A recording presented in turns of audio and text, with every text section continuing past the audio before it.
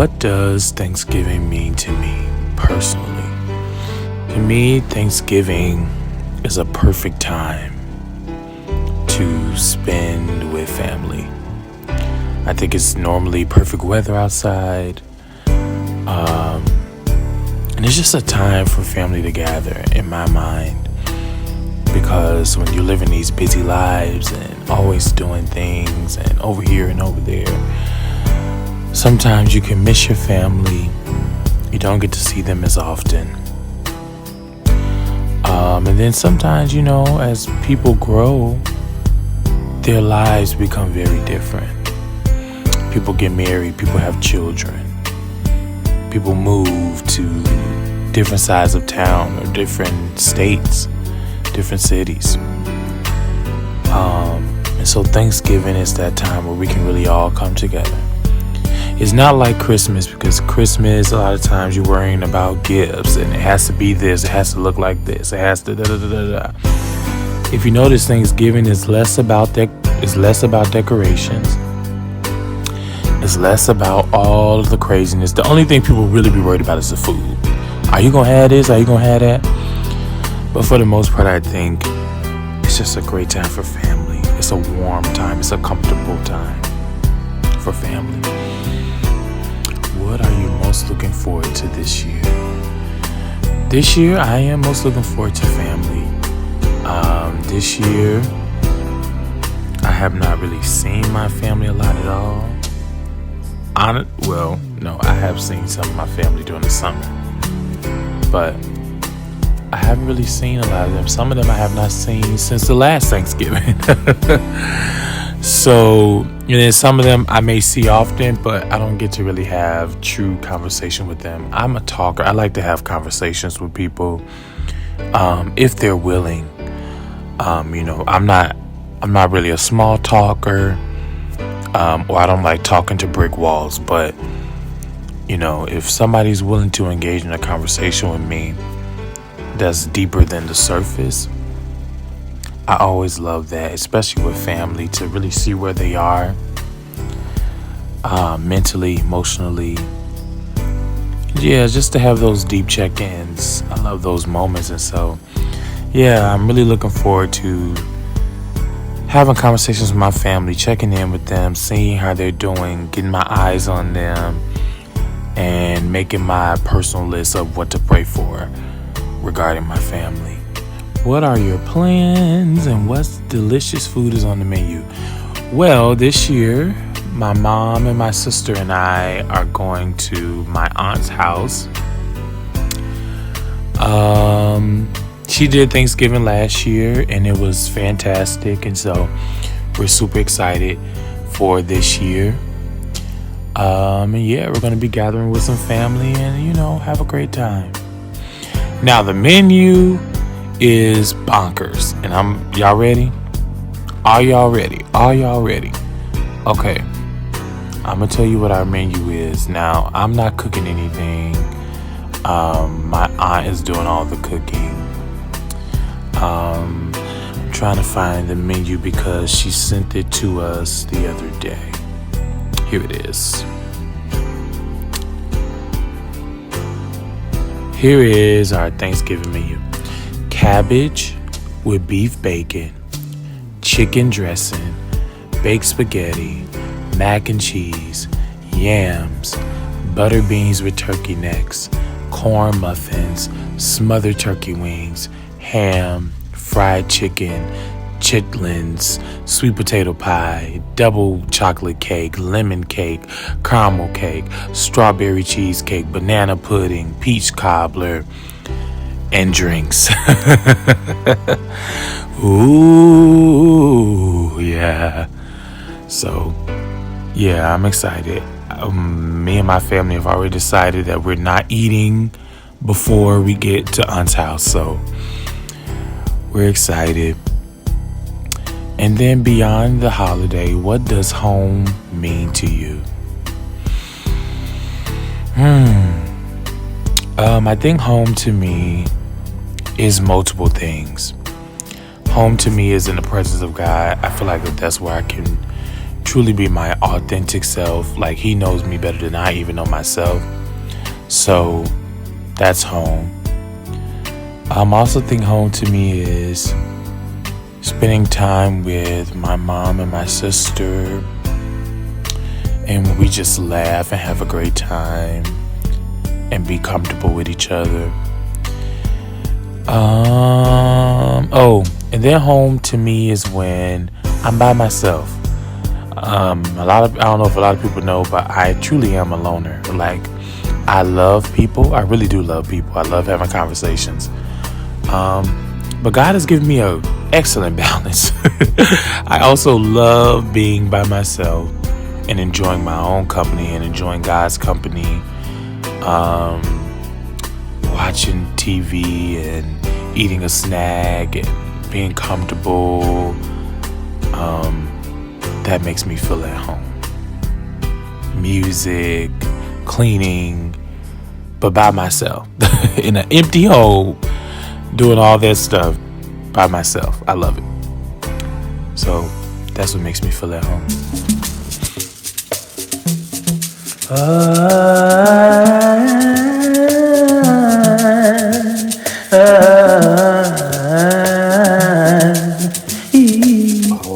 All right. Good morning, good afternoon, good evening.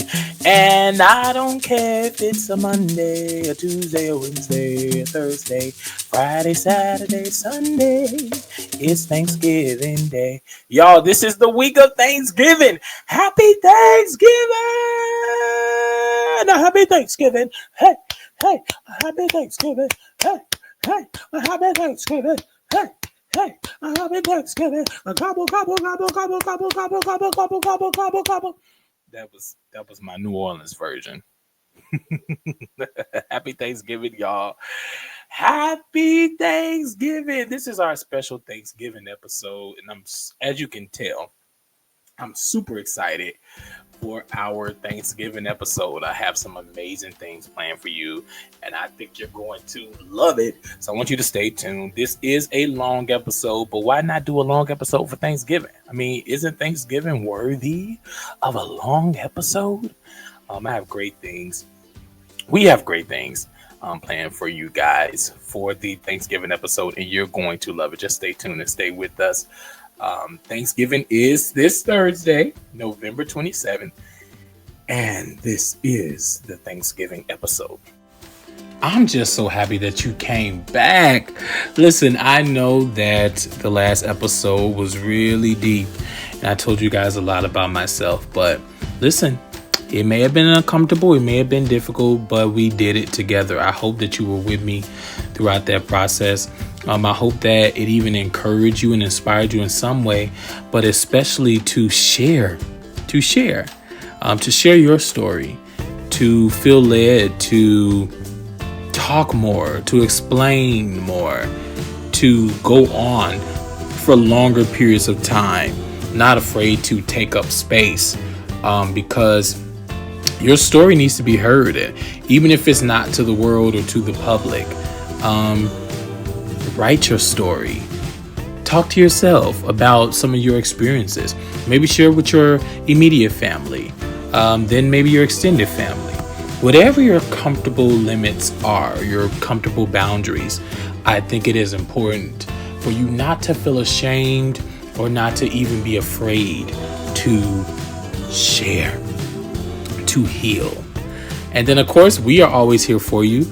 All you got to do is send me an email at healingwithharold@gmail.com. Once again, that is healingwithharold@gmail.com. You can send me 3,000 paragraphs if you want, and I'm going to take time out to read those. Then I'm going to email you back too to let you know that I read it, and to let you know that I am here for you. And hopefully your story will even inspire me as well. So thank you guys for healing with me and for taking out time to listen to this podcast. I do not take it for granted. Let's take a deep breath. And a deep breath is necessary because this is going to be a fun episode. We're not getting super deep in this episode. I know you happy. We're We're going to have a good time. Why? Because this is our Thanksgiving episode. Y'all, I'm so hyped about the Thanksgiving episode. It's going to be absolutely amazing. I want to give a special shout out to my brother Jalen, who I'm sure is listening to this. He's my brother in Christ. And he donated some special equipment to the Healing with Harold podcast. And so our sound should sound a lot better. Do you hear it? I hope you hear it. It should sound a lot more crisp because he donated some amazing high-tech equipment to us. And listen, our sound, our audio, and content and everything about this podcast is just going to get better and better and better and better.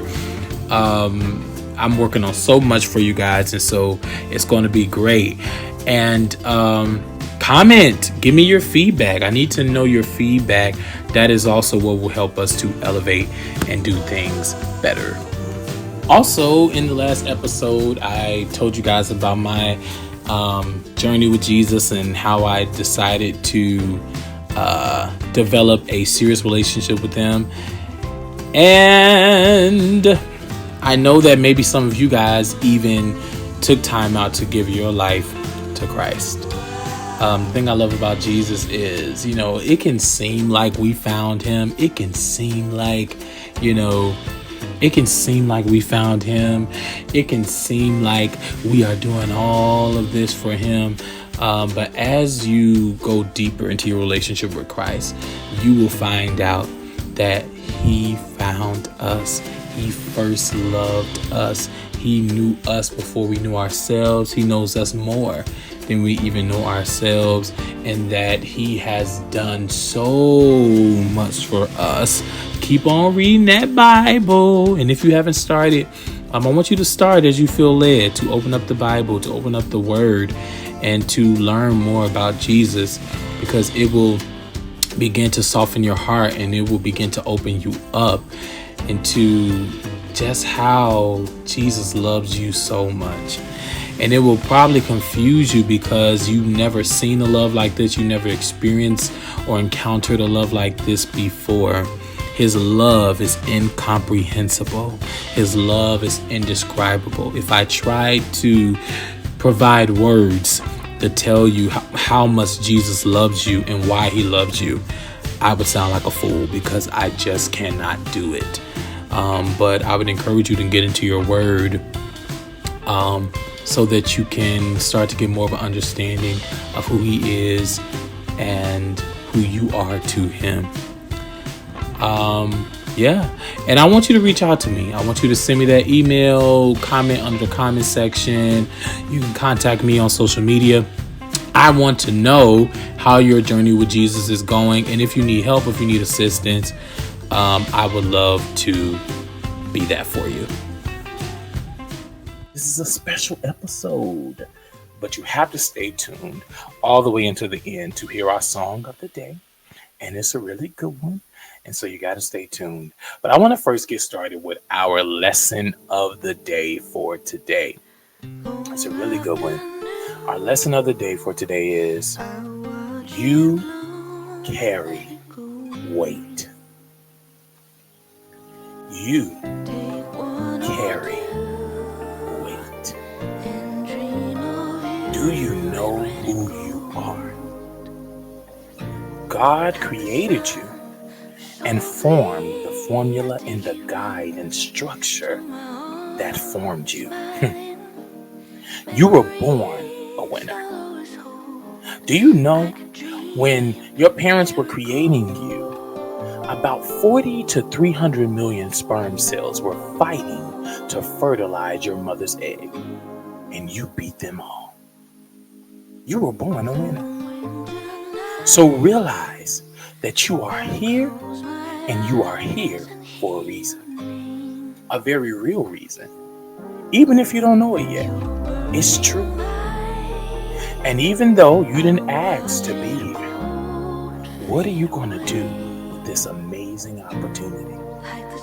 Because you carry weight. What is a weight? A responsibility. Every time you step into a room, you take up space. You can be quiet as a mouse And still the atmosphere is responding to what you bring. Every decision you make carries weight. Every word you say carries weight. You are somebody. Who said that? Was that Jesse Jackson? He said, I am somebody. You are somebody. You matter. Your decisions matter. Your words matter. Your relationships matter. Who you are matters. How you treat people matters. How you treat yourself matters. You can no longer lollygag through life, but you have to take responsibility for the weight that you carry. This matters to me so much because I have a tendency to play small. I have a tendency sometimes to live in rejection, false humility, imposter syndrome. It has caused me to miss out on great opportunities and relationships, and it has caused me not to appreciate and be present in the opportunities that I had and have, and the relationships that I have and had. But God caused me to recognize this in prayer. He said, nothing you've done was in vain. Every word, every seed, every sacrifice, every smile, every hug, every prayer, every obedience, and so on carried weight. People remember you and how you made them feel. Atmospheres remember you and how you made them feel. You made and are making an impact. Why? Because you carry weight.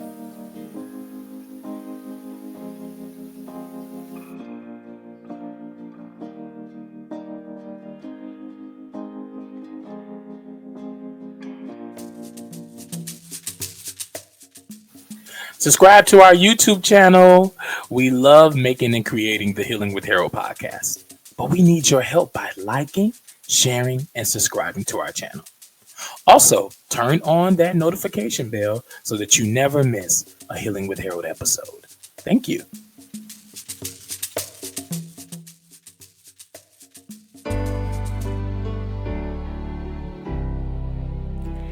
Hey everyone. So, what does Thanksgiving mean to me personally? I think Thanksgiving is truly just a moment where, you and all your family, you and all your loved ones come together and first of all, eat some really, really good food. And truly, like I said, just come together, enjoy each other's company, feel released, feel relaxed, and celebrate and have a good time. And that's really what Thanksgiving is. What am I most looking forward to this year? I'm really, really excited to just spend time with my family, and go over my auntie house. My auntie started hosting Thanksgiving dinner last year, and she fixed a lot of really, really good food, and we had such a great time. And we was like, auntie, oh yeah, you got to keep doing this. You got to do this every year, because usually my family kind of we do our own thing on Thanksgiving, but we told her, we was like, auntie, yeah, you gotta keep doing that. So she's doing it again this year, and we're really, really super, super, super, super, super, super excited to do that. And yeah, so that's what I'm looking forward to. And that is also a part of what my plans are for Thanksgiving. I'm super excited for that. It's a lot of delicious food on the menu. It's so much good food. I'm really looking forward to the macaroni and the sweet potatoes, because that's my favorite. So I'm ready to eat that. Beyond the holiday, what does home mean to me? That's a great question. I think home is the people that I love. I think home to me is associated with the people that I love, my loved ones, the people that I do not have to change myself for, the people that I can be authentically myself, and I can just be fully Harlah and all of that. And the people that I don't have to change myself for, and the people that love me unconditionally, that I love them unconditionally. And I think I associate home with that. It doesn't have to be a specific place. We don't have to be at a specific place doing a certain thing. I think as long as I'm around those people, I feel at home. So yes, thank you. Thanksgiving to me personally means the beginning of the Christmas season. Thanksgiving is the doorstep into the time where we celebrate the beginning the season of wonder and hope. It's the time, and I have proof of this because at the end of the Macy's Thanksgiving Parade, Santa Claus is at the end of that parade, so we are ushering in Christmas time at the end. If it was in the beginning of Christmas time, Santa would have come the next day. So anybody that doesn't agree with me can come at me. That's what it means to me personally, and I think a great way to enter into the season of Advent and Christmas, which is a time of waiting and longing and hope, is by starting out with just being grateful for what God has provided for this year. So that's my answer to that question. What I'm most looking forward to this year, as in the rest of the year, I'm looking forward to the Christmas season because I love Christmas season. As in next year, I'm looking forward to Jesus healing more of me and unlocking parts of me that I didn't know could be unlocked. What are our plans for Thanksgiving? To have Thanksgiving with my grandmothers. So we're gonna have 2 Puerto Rican grandmothers. So pray for us. No, actually, they're a huge blessing, and we're really excited about that. And what is on the menu? One of them says she doesn't eat turkey, so I think she says she eats chicken. So I think we're still going to cook a turkey and lie to her. So we're looking at different recipes that we can deceive her with. She says she's bringing potato salad, Puerto Rican rice. Beyond the holiday, what does home mean to me? Home means a place where you can let your guard down and not have to be in survival mode, and you can rest and know and be known.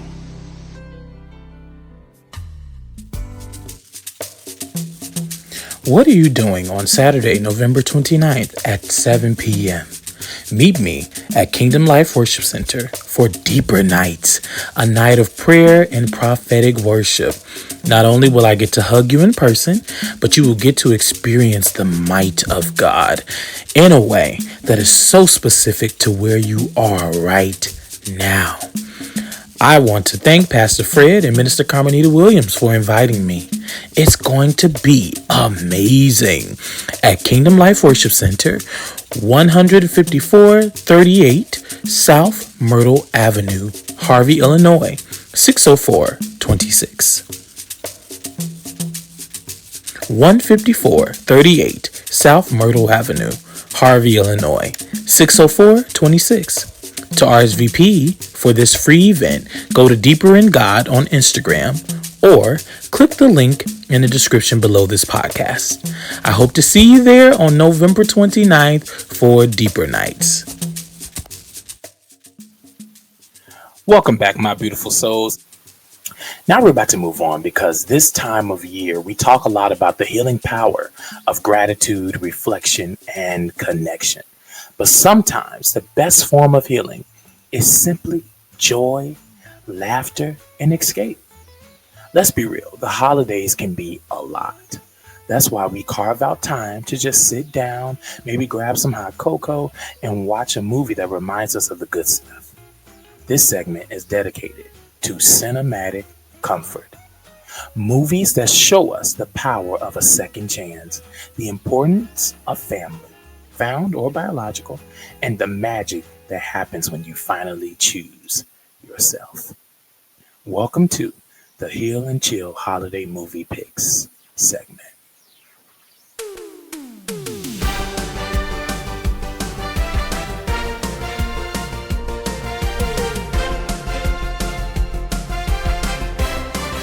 Take a listen, find your flick, and let the healing begin. Now I'll start us off with the official synopsis, and then we'll pass the mic to Quisha for her unfiltered take on the real tea.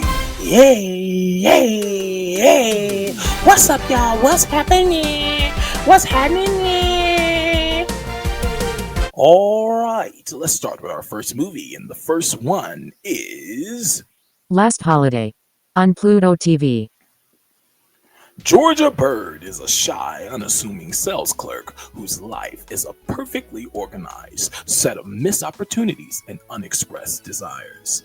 Everything changes when a medical diagnosis delivers a shocking and life-altering ultimatum. She has only a few weeks left to live.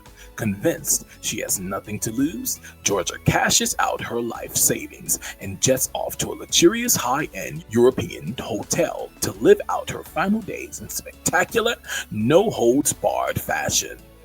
She unexpectedly finds herself charming the rich, shaking up the political elite, and finally pursuing her lifelong crush. But as she starts to truly live for the first time, a question hangs in the air.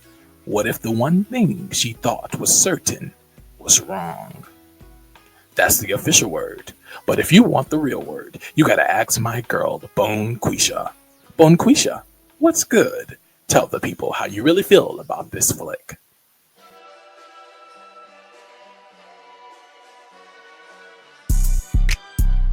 Woo! You know I got the word. Listen here. This movie got my girl Queen Latifah playing this lady named Georgia.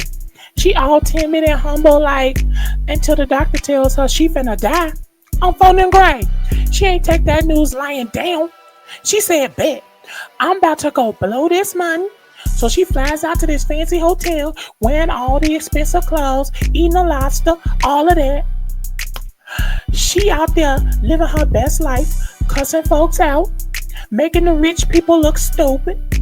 She even got the attention of her crush, the one she was scared to talk to. This movie is about that glow up.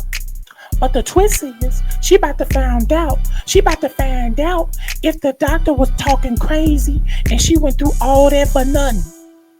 Better watch. Period, Pope. Hey, hey, hey. Always keeping it 100. Bonquisha. Thank you.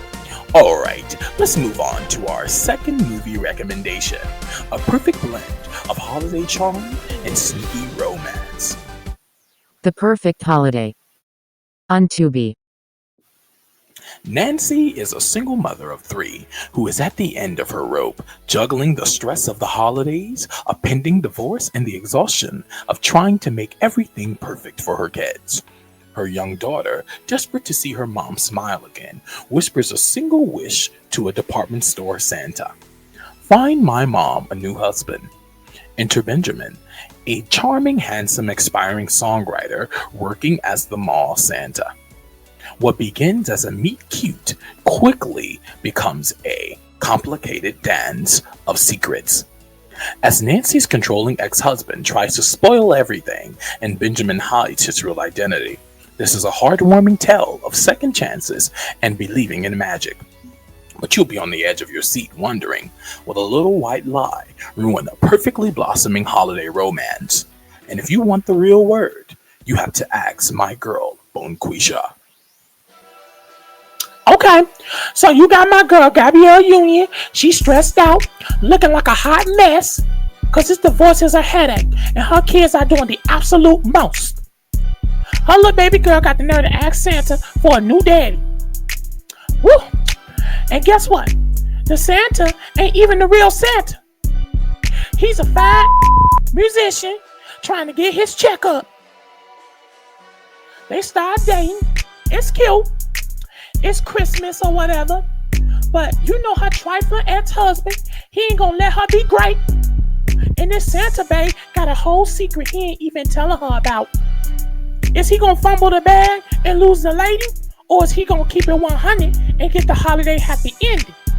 This joint is messy and I live for it. Always keeping it 100, Bonquisha. Thank you. What's our next movie? Are We There Yet? On Tubi. Nick Persons is a cool, successful sports memorabilia dealer who is utterly convinced he's not a kid person. He has his sights set on Suzanne, a beautiful single mother, but her 2 precocious, disciplined, adverse children despise any man who gets near their mom.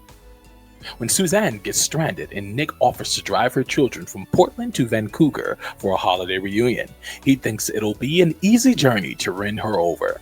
Instead, he finds himself trapped in a nightmare road trip of comedic chaos, from car breakdowns and train mishaps to runaway luggage and total destruction. This trip is a hilarious test of wills, forcing Nick to face his deepest fears about commitment and fatherhood. The ultimate question is, can a man who hates kids survive a cross-country adventure with two tiny, determined terrors and still make it in time to get the girl? Bonquisha, what's good?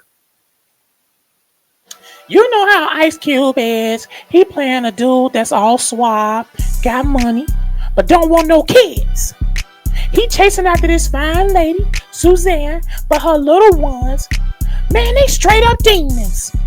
They playing him like a fiddle. She gets stuck, so he gotta drive her terror children across the whole country on phonium grade. They done total cars, messed up a whole train. It's a disaster, child. Cube is losing his mind every 5 minutes, but deep down, he might actually be catching feelings for these little monsters. He gonna either end up in a psych ward or become the daddy. The daddy they been waiting on. Which one you think it is? Better watch this one. It's a go laugh. Hey, hey, hey. Bonquisha, thank you. Jingle Jangle, A Christmas Journey. On Netflix. Jeronicus Jangle was once the world's most innovative toy maker, whose magical creations brought wonder and joy to everyone. However, a devastating betrayal by his apprentice and the loss of his most prized invention led him to lose his spirit, his family, and the very spark of his imagination. Years later, a chance meeting with his bright, equally inventive granddaughter, Journey, reignites a flicker of hope. Together, they must work to recover a revolutionary, stolen toy that holds the key to his family's reunion and the salvation of his legacy. This dazzling musical fantasy is a reminder that magic resides in the belief of possibilities. The only obstacle is time. Can they rebuild Jeronicus' greatest invention and restore his faith before Christmas Day is ruined forever? Bonquisha, tell the people how you really feel about this flick. Okay, this one is a musical, so get ready to sing, honey. Forrest Whitaker is playing this legendary toy dude who was the GOAT, making all the dope gadgets. But then his trifling apprentice snatched his whole invention and ran off. That betrayal got him messed up. He ain't been the same since, not even with his own family. Fast forward, his little granddaughter, she a genius just like him on phonium grade, shows up and got that magic touch. They gotta team up to get his stolen toy back and save the family business. The thief is out here trying to shut down Christmas, but his grandpa and grandbaby gonna get that revenge and bring back the joy of the neighborhood? Watch it and find out. Yeah! All right, let's move on to our final movie recommendation. A Very Merry Mix-Up. On Hallmark Plus. Alice Chapman is excited to spend her first Christmas with her fiance's family, whom she has never met. Armed with a detailed itinerary and a nervous energy, she travels cross-country only to lose her phone and address book upon arriving in a small town. When she finally finds a home she thinks belongs to her fiance's mother, she is welcomed with overwhelming warmth and love by an entirely different, incredibly charming family. As she falls in love with their genuine holiday spirit and connects with one of the single sons, the truth slowly dawns on her. She's at the wrong house, with the actual family waiting for her elsewhere and a potential new, truer lover blossoming. She faces a major dilemma. Has Alice accidentally stumbled into the family and the love she was really meant to have? Girl, this one is for the softies. It's a Hallmark movie. You know they got that sweet holiday drama. This chick, Alice, is going to meet her fiance's family for the first time. All nervous and extra. Then she done got lost and messed up and went to the wrong house. I'm talking about a whole nother family. But this fake family is giving her all the love, feeding her, treating her like their long lost daughter. Plus, one of the sons is fine. Baby back.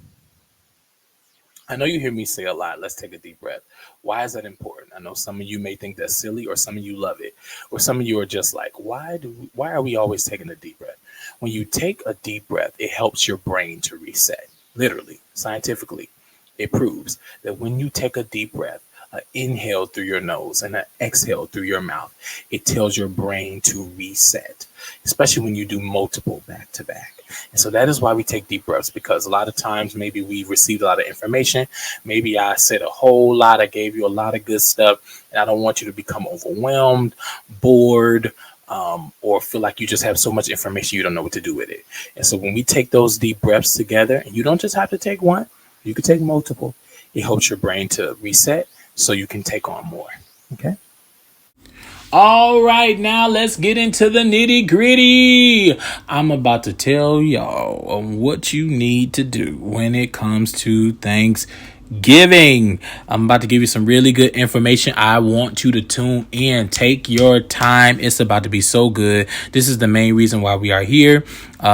Not only to heal together, but specifically for this episode, for me to give you some amazing information on how you can heal during the holiday season. So open up those ears, open up those hearts, because I have some great stuff for you. Let's start off with a deep breath. All right, let's dig in. We know that Thanksgiving at its core revolves around gratitude and social connection, which are powerful determinants of well-being across all the healing dimensions. Okay. However, the experience in this healing affect changes significantly based on whether one is a guest, a host, or alone on Thanksgiving Day. Guess what? We're about to tackle all of this. So, like I said, Thanksgiving is coming up this Thursday or this week, whenever you're listening to this. And I want to help you, whether you are a guest at a family and friend's house, whether you are the host, Thanksgiving is at your house today, or whether you are alone for this Thanksgiving. I want to help you through all of the healing aspects that we talked about in the first episode. Now, I'm going to break down how Thanksgiving affects all aspects of healing across the three scenarios. As I give you this information, it's going to be a lot, but I want to encourage you to take deep breaths as I give this to you. Take clarity breaks. Listen to this while walking in the park if it's not snowing, or listen to this while you're driving or cleaning your home. And if you prefer to focus solely on the info that I'm giving you, I would encourage you to take out a notepad and a pen. All right. Y'all ready? Here we go. First, let me remind you of the 6 aspects of healing that we spoke about in the first episode, okay? Do you remember them? I'm testing you. Do you remember the 6 aspects of healing, or at least some of them? If you did not listen to the first episode, I want you to go back and listen. But the 6 aspects of healing are physical, mental, cognitive, emotional, spiritual, social, and environmental. Let me give those to you again. Physical, mental, cognitive, emotional, spiritual, social, and environmental. Those are the 6 aspects of healing. And most of the time when we're talking about healing on this podcast, we will be referring to those 6 different aspects, okay? And we go deeper into this in that first episode. But we're going to talk about how we can experience healing through all 6 of those aspects for the holiday season. Now, we know that the foundational concept of Thanksgiving is the act of giving thanks, right? And when we do that, that has profound, scientifically backed benefits that support healing across every dimension. So first, I'm going to speak about how Thanksgiving can impact these aspects positively and negatively in just a general sense. Okay, y'all rocking with me? So let's first start off with spiritual. The pros of Thanksgiving in your spiritual healing. The intentional focus on gratitude, blessing, and abundance aligns directly with finding purpose and a connection to God. It fosters inner peace and humility. The cons: feeling pressure to perform happiness or neglecting quiet reflection time in the rush of the holiday season. Now let's go to emotional. The pros for emotional healing for Thanksgiving: reduces stress, anxiety, and depressive symptoms by shifting focus from lack to appreciation. It also strengthens emotional resilience and promotes positive, present focused thinking. The cons: the holiday can amplify feelings of loneliness or grief for those with recent losses, strained relationships, or existing mental health struggles. Let's get into the mental cognitive pros. Cultivating gratitude is a form of cognitive reframing. It literally rewires the brain to focus on positive thoughts, improving clarity and optimism. The cons: stress over logistics, travel, or family conflict can overwhelm cognitive capacity and create holiday stress or anxiety. All right, the physical pros. Reduced stress from gratitude and social support can lead to lower cortisol, improved sleep, and a boost to the immune system. The cons: overeating, excessive alcohol consumption, and disrupted sleep schedules can strain the body and exacerbate pre existing conditions like heart disease, diabetes, etc. Social pros. The holiday ritual inherently promotes connection, belonging, and the reinforcement of social bonds with your family and friends. Shared meals increase bonding hormones like oxytocin. But the cons: forced interaction with toxic or strained relatives can lead to acute stress, which impairs social and emotional healing. Environmental pros. Gathering in a designated home or space often provides a temporary sense of security and stability. Traditional rituals like cooking anchor a sense of comfort and predictability. The cons: travel stress, exposure to new germs, seasonal illness spread, and the stress of a cramped, cluttered host environment. All right. So that is how these things affect us in general for Thanksgiving, positively and negatively. Now, the way one experiences the healing benefits or challenges of Thanksgiving depends heavily on their role.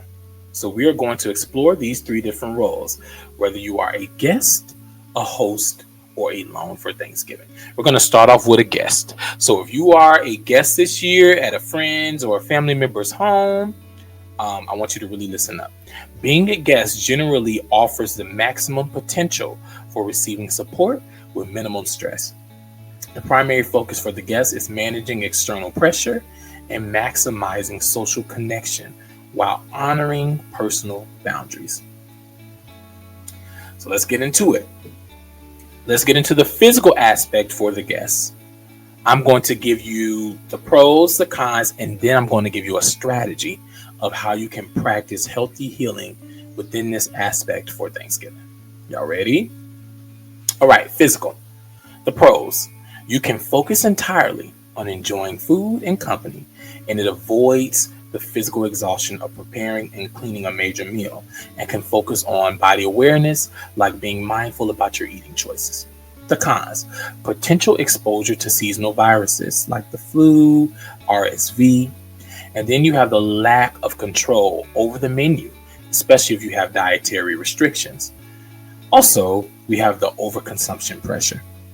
Here's your strategy to maximize your positive healing.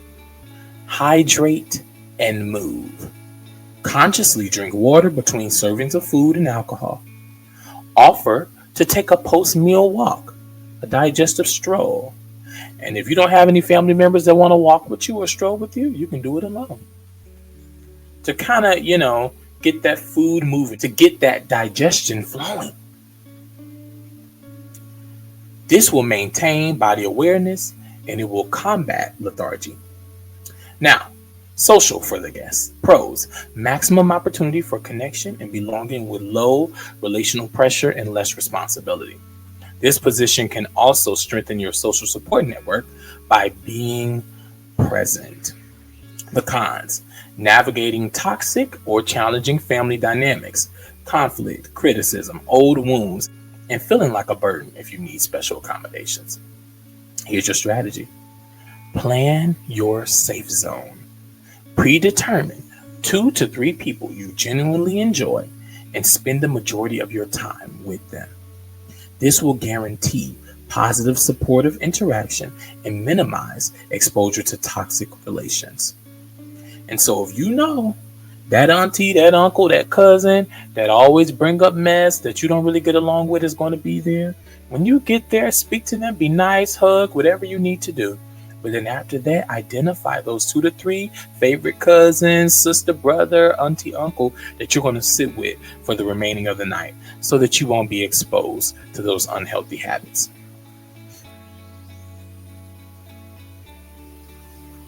Now, the mental and cognitive for the guest. The pros: reduce cognitive stress. Since the planning and cleaning and logistics are handled by the host, you can focus mindfully on the conversation and gratitude. But here are these cons: anxiety over making small talk or being questioned about your personal life choices. Questions like, when are you getting married? We all know about that, right? Well, here's your strategy. Set an exit time. Know in advance when you plan to leave. This is going to give you a sense of control, and it's going to minimize the cognitive anxiety of the open-ended commitment. When you get there, you already know if the event starts at 5 o'clock, and you know you want an hour to get all your food and drinking in, and then you know you want an hour to talk and mingle with people, right? And then maybe you want an extra 30 minutes just to kind of get yourself together before you leave. You already know what time you are leaving. Or maybe you want another hour, right? To dance and have a good time. And so you got your hour to eat, you got your hour to talk to people, you got your hour to dance. And so if it started at 5, what's that? 5 to 6, 6 to 7, 7 to 8. So you already know that your exit time is about 8 o'clock. You know this when you get there. Now, let's say you're having a good time. You may decide you want to extend it, but it's safe and it gives you that aspect of control when you already have planned your exit time. All right, let's get into the spiritual for the guests. Pros: you can participate freely in spiritual and gratitude traditions, such as saying grace and sharing what you're thankful for without having to lead them. But the cons: feeling disconnected from personal values if the gathering feels superficial or overly commercial. Here is your strategy. Mindful gratitude pause. Before eating, take 1 minute to privately or publicly identify one specific thing you are truly grateful for in your life. Not just the food, but what are those specifics that you are really grateful for right now in your life? If you do this, this will ground you in purpose and in abundance. And so if you feel like that there's a lot of fakery and superficialness happening, when you practice your mindful gratitude pause, it'll help you to be focused and it'll ground you. All right, now let's do the environmental and emotional for the guest. Okay, I'm going to put these together. Here are the pros for environmental and emotional. A welcoming, well-decorated home environment and the emotional support of caring friends and family can foster feelings of safety, connection, and gratitude, which are vital for emotional healing and well-being. Here are those cons: an overstimulating, crowded, or tense environmental, and encountering unresolved family conflict or pressure to perform socially, emotionally, can trigger anxiety, stress, and feelings of isolation, potentially hindering the healing process.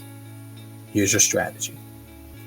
Employ proactive boundaries and mindful self-regulation. Environmentally, politely identify a safe space. This safe space is for quiet retreat to quickly de-escalate sensory overload. Y'all know how sometimes when we go to these family events, there's a lot going on. Loud music and tons of people, and they got these different colors on, and people trying to talk to you over here and people trying to talk to you over there, and it's just so much going on, and a lot of us have never been able to put language to it. but you are being overloaded sensorily. You are experiencing that sensory overload.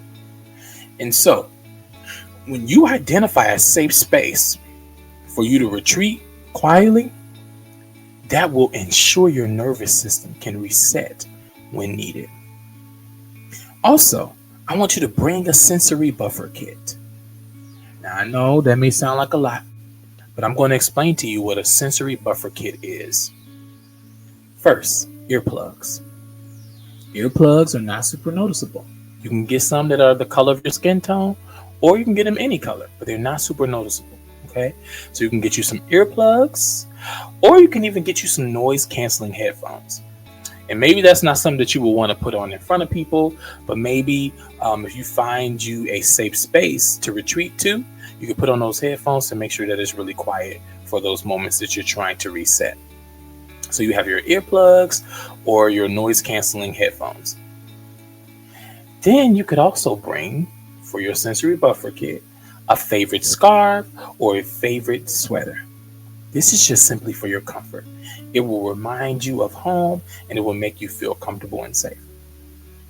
Then you can find a quiet corner or space to decompress for 5 to 10 minutes.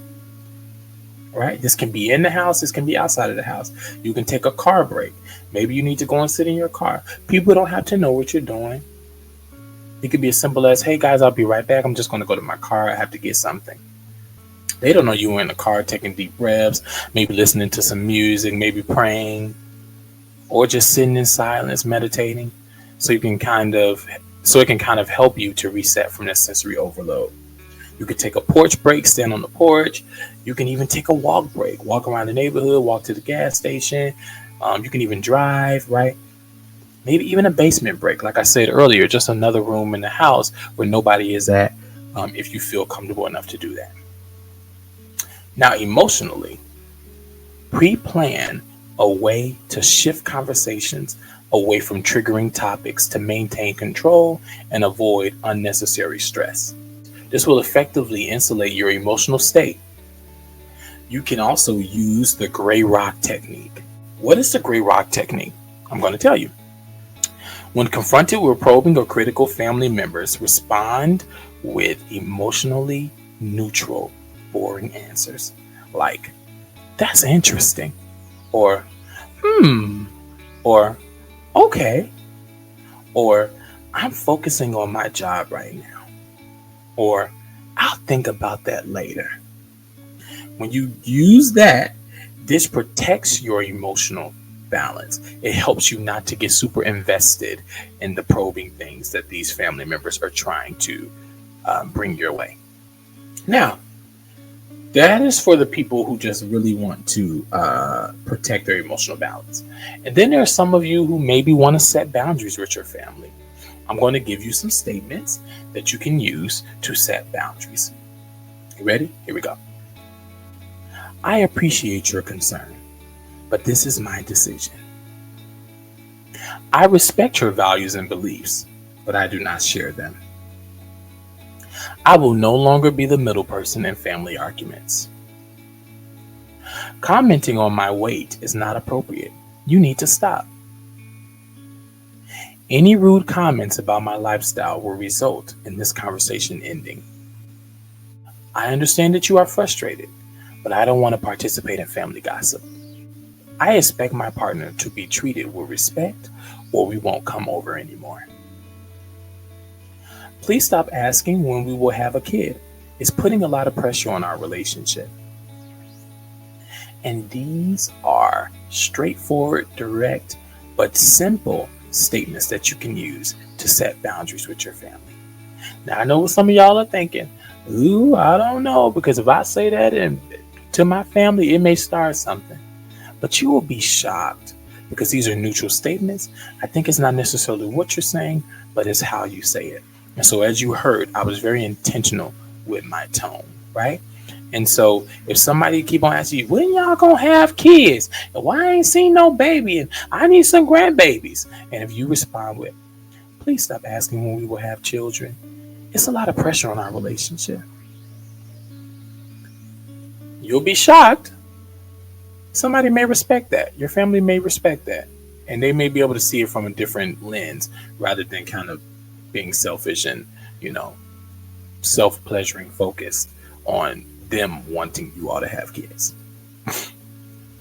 Finally, focus on practicing gratitude and genuine connection with trusted individuals to consciously reinforce feelings of safety, love, and support during the gathering. You want to make sure that you are present, that you are giving good eye contact, and that you are actually listening and being engaged in the conversations that are being held. All right, are ready to move on? Let's get into being the host of a gathering. Being the host offers the maximum potential for autonomy and purpose. It also introduces significant stress. Let's get into the social aspects for the host. Pros: it deepens the sense of purpose and value by providing a space for others. It also reinforces your position as a central contributing member of the community and family. Cons: chronic stress from logistics, expense, and perfectionism. Potential for burnout or feeling unappreciated by guests. Here's your strategy. The primary focus for the host is delegation, stress reduction, and maintaining personal well-being amid high-pressure logistics. So, for social, you want to practice radical delegation. Ask guests to genuinely help. Like, can you be in charge of the drinks? Or can you handle the dishes? This turns hosting into collective healing and reinforces the idea that you don't have to be a burden by doing it all. Okay. Environmental for the host. Pros: complete control over the healing environment. When you're hosting, you control the lighting, the music, the temperature, the clutter. You are creating a space that maximizes sensory comfort for both you and your guest. But here are the cons. Clutter and pre-holiday mess can cause anxiety. The environmental stress of a very full house or kitchen chaos. Here's your strategy. Designate a no-go zone. Keep one room, like your bedroom or your home office, completely clean and off limits to guests. This will preserve a safe, comfortable, and clutter-free healing space for yourself. You never know when you may need this space. You may need this space throughout the day. You may need a break. You may need to take some deep breaths, and then you'll have access to a clean space that nobody else can come into. Or you may just need this space after everyone leaves. You have a spotless bedroom that you can come to with fresh linen, fresh pillowcases, and everything's perfect, ready for you. Because after doing an event like that, you may not feel like cleaning up and doing the extra. You may just have enough energy to go to sleep. And so it will be perfect for you to have that no-go zone so it can be ready for you when you need it. Now, the mental cognitive for the host. Here are the pros. The intense focus on problem solving and planning can be energizing and provide a sense of control and accomplishment. The cons: cognitive overload from managing multiple tasks, timelines, and guest needs. Difficulty turning off the host role to be present. Have you ever just seen somebody that's hosting an event and they're all over the place? They don't even know who came to the event. They don't know how the food disappeared because they're just so busy and they're in host mode. Here's your strategy. Embrace imperfection. I'm going to introduce you to the 80% rule. Here's what it is. Mentally accept that good enough is better than perfect. The purpose for you hosting is connection. It's not culinary. It's not aesthetic perfection. It is connection. When you go by this and you embrace imperfection, this will significantly reduce cognitive stress. Spiritual for the host. Here are the pros. A powerful opportunity to practice generosity and selfless service, which aligns with a deepened sense of meaning and purpose. Here are the cons. The focus can become so external on task that the host misses the spiritual and gratitude core of the day. Here's your strategy. Pre-event reflection. Take 15 minutes the morning of to center yourself and reflect on the purpose of your gathering. See hosting as an act of service and generosity, fulfilling your purpose. Here's the physical for the host. The pros. Hosting provides the satisfaction and comfort of celebrating the holiday in familiar, decorated, and well-equipped environment of your own home, making it easier to manage logistics like food, preparation, and seating. The cons. The physical demands of hosting involve significant labor, including extensive deep cleaning before and after the event, setting up temporary seating and serving areas, and managing kitchen space for large-scale cooking. Here's your strategy. Schedule breaks. Block out 15-minute intervals just before the guests arrive and after the main course to sit down. Put your feet up and drink a glass of water. You want to do this in advance. Don't just say, "Oh yeah, I'm gonna take some breaks," because most likely you won't. You won't hold yourself accountable. But do this in advance. Maybe even tell someone when your breaks are supposed to be so they can help you to do that. Because we don't want you to experience physical exhaustion. So you need to take those 15-minute breaks, sit down the entire 15 minutes, and drink some water. And put your feet up. Give your feet a break. Give your feet a break. And this will prevent physical exhaustion. And then here's the emotional for the host. Pros. Hosting creates a deep sense of fulfillment and joy by providing the opportunity to be the central figure who brings loved ones together, fostering warmth, connection, and creating lasting family memories. The cons. The emotional burden of hosting can be stressful, stemming from the pressure to meet high expectations, manage potential family conflicts, and ensure everyone has a positive and comfortable experience. Here's your strategy. Practice self-compassion. If something goes wrong, like a dish burns or a guest is late, acknowledge the frustration, but immediately shift to gratitude for what is going right. Your calm response is what sets the emotional tone for the entire event. If the host isn't calm, if the host isn't settled, if the host isn't focused, if the host isn't grounded, the entire event will be chaotic. So you as the host, you set the tone. All right, that was it for the host. We did the guest. Now, if you are someone who will be alone for this Thanksgiving, whether it is by choice or by circumstance, I have some good stuff for you. You ready? Okay. Our final one is for those who will be alone for Thanksgiving, and these tips will help you whether you are alone by choice or by circumstance. Now, let's start off with social for the one that is alone.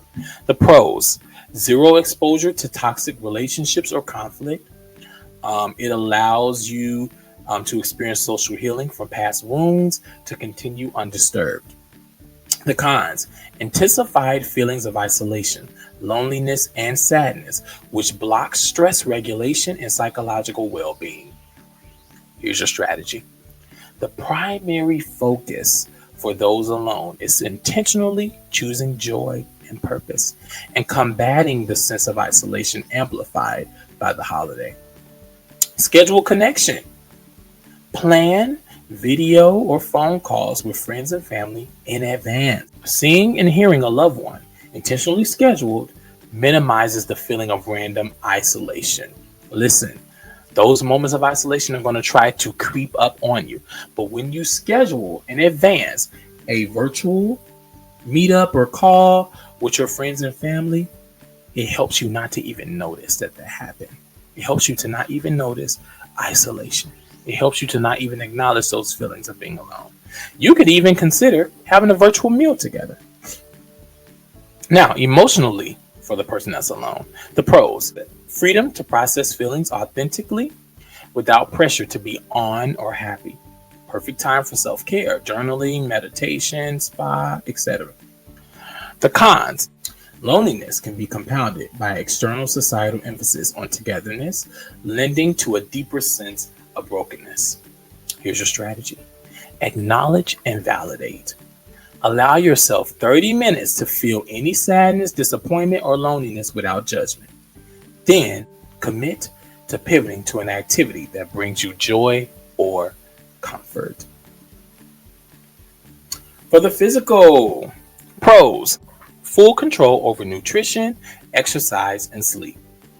You can plan a meal that meets all your personal dietary, physical needs and prioritize rest. But the cons are lack of physical motivation, tendency to self-medicate with unhealthy food or alcohol due to emotional stress. Here is your strategy. Plan a physical activity. Spend time outdoors. Plan a hike, a walk, a run. This is a powerful self-directed way to boost your mood, manage stress hormones, and practice body awareness. If you just plan a physical activity for yourself. All right, let's get to the spiritual. The pros: maximum time for deep personal reflection, prayer, or engaging with personal values, purpose without distraction. The cons: feeling disconnected from God, feeling disconnected from purpose. That can lead to spiritual emptiness, especially if solitude feels forced or isolating. Here's a strategy. Purposeful service. Engage in a solitary act of giving. Writing gratitude cards, donating to a food bank, preparing a meal for a neighbor. When you do this, this will shift your focus from your own lack to meaningful contribution. Environmental. You have full autonomy over the living space and your comfort.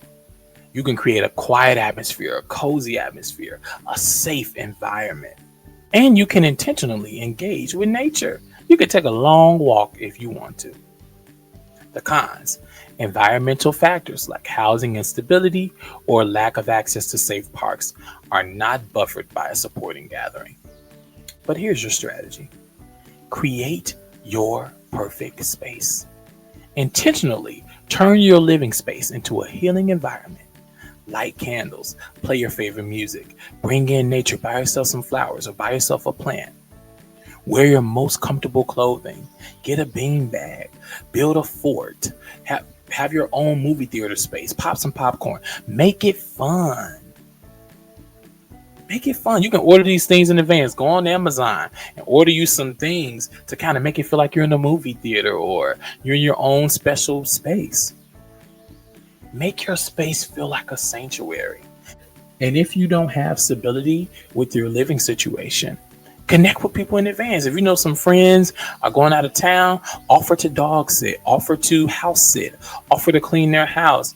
Ask them, can you sleep on their couch while they're gone? And then on Thanksgiving, you're able to have a safe and a stable place to live. Mental cognitive. Pros: being alone offers a rare, guilt-free opportunity for complete mental rest, allowing for uninterrupted reflection. You get to focus on personal hobbies or simply turning off the cognitive load of social performance and coordination. Here are the cons. Solitude on a holiday, celebrated for togetherness, can intensify feelings of isolation or loneliness, potentially leading to rumination, lowered mood, and a negative comparison of one's circumstances to the perceived joy of others. Here's your strategy. Gratitude journaling. Dedicate time to write down 5 to 10 specific things you are grateful for, detailing why. This actively utilizes the core cognitive benefit of Thanksgiving to reframe negative thoughts. Listen to me. If you are alone for this Thanksgiving and you feel like you're going to feel alone, you're going to feel lonely, you feel like isolation is going to try to attack you, depression is going to try to attack you, you can use all of these strategies to help you by scheduling virtual meetups, by scheduling a physical activity, by scheduling your gratitude journaling, by scheduling and creating your perfect atmosphere and perfect space, by scheduling your purposeful service, like what you're going to do for a neighbor or someone in the neighborhood. By the time you get done with all that, the Thanksgiving will be over. I hope this helped you guys. Oh, I did so much research. So I hope this helped you, whether you're a guest this year, a host, or alone for Thanksgiving. I hope that you'll be able to take these strategies and it'll really help you get through this holiday season and the rest of the holiday seasons. Now, let's take the next step in healing together. If you want to share your story with me, or even share how this episode helped you or encouraged you, you can comment under this podcast. You can DM me on social media, or you can also email us at healingwithharold@gmail.com.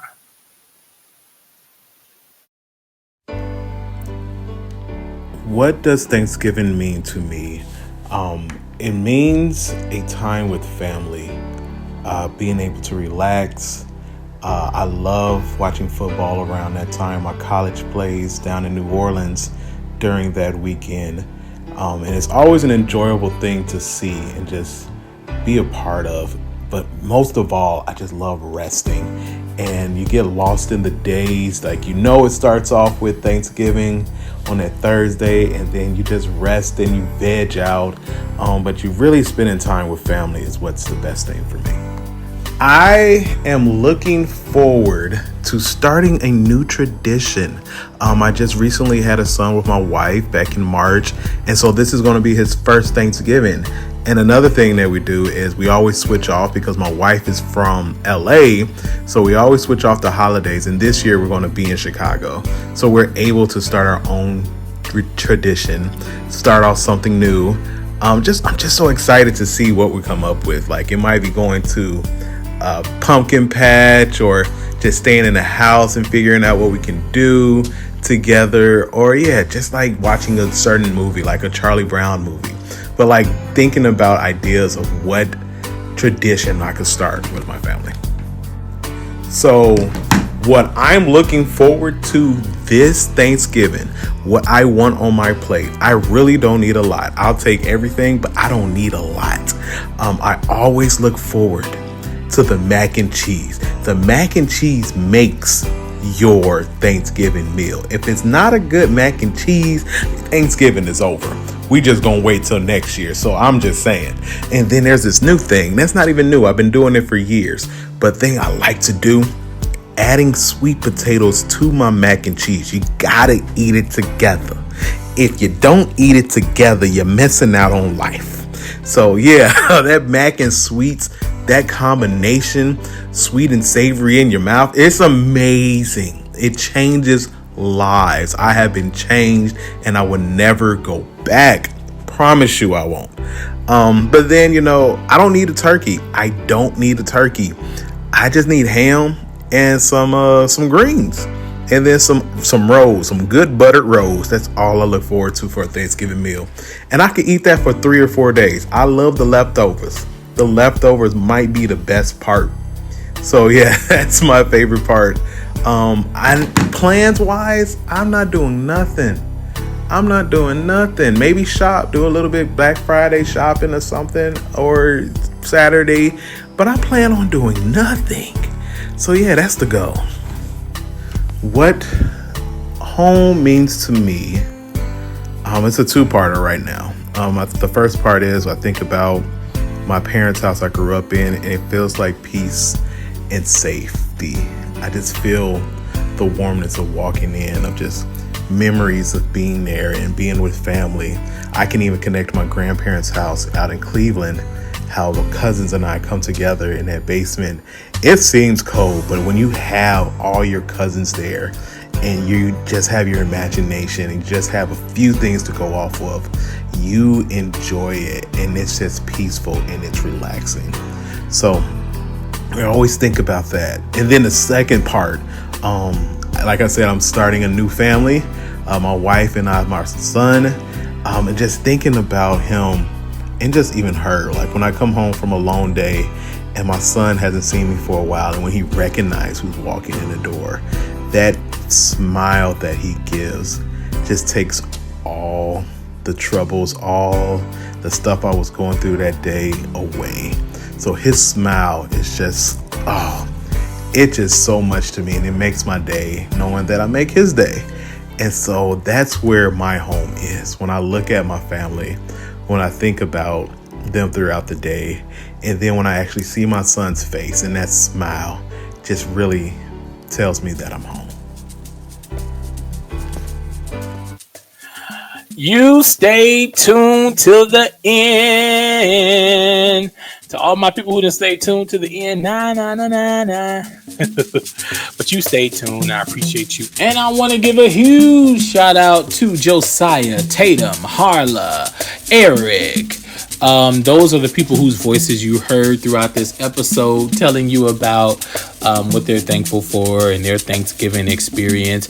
They are my friends. And then Harlah is my biological sister. That's the miracle that we've talked to y'all about on here with Healing with Harold. I just want to give a huge shout out to all of them for giving me some of their time to send in those voice messages.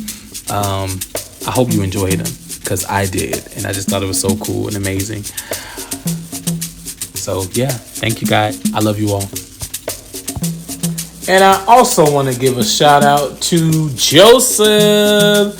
I saw Joseph this past Saturday at the 714 prayer workshop. I told you, if you come to one of the events, I'm going to speak to you, I'm going to hug you, we're going to have a great time. You will not be disappointed. And Joseph was there. He's come to other 714 prayer workshops, but he stopped me and told me that he's been listening to the podcast and that he's really been enjoying it. And so shout out to Joseph. And I hope I get to see some of you guys at Deeper Nights on November 29th, a night of prophetic worship and prayer. It's going to be so powerful. And so I hope I can see you so I can shout you out. Our song of the day is a really good one today. It is called Heal by Jamal Roberts, and it is powerful and it is amazing. I want you to check out my Emotions playlist, and I want you to take a listen to Heal by Jamal Roberts. I'll heal with you next week. Take my mind and take my pain. Like an empty bottle takes the rain,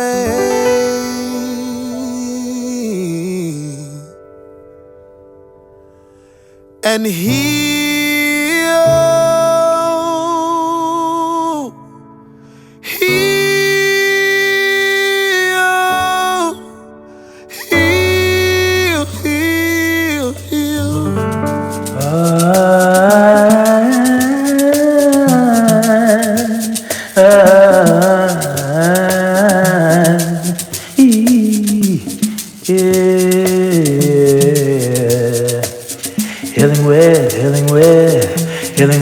Healing with Harold, healing with Harold, healing with Harold, healing with Harold,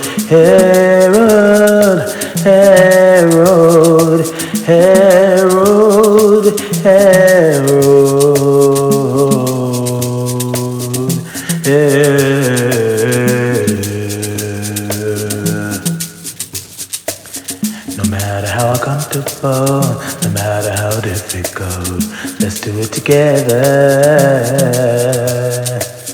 No matter how comfortable, no matter how difficult, let's do it together.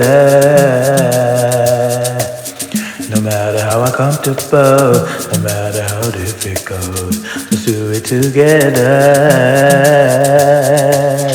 No matter how uncomfortable, no matter how difficult, let's do it together.